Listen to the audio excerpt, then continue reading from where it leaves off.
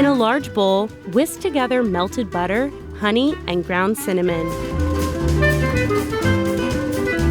Add the bite-sized chunks of peeled sweet potatoes and toss to coat. Spread the sweet potatoes on a parchment-lined baking sheet and roast at 375 degrees Fahrenheit for half an hour. Transfer the sweet potatoes to a serving dish and serve immediately. Be warned, this holiday side dish will get gobbled right up.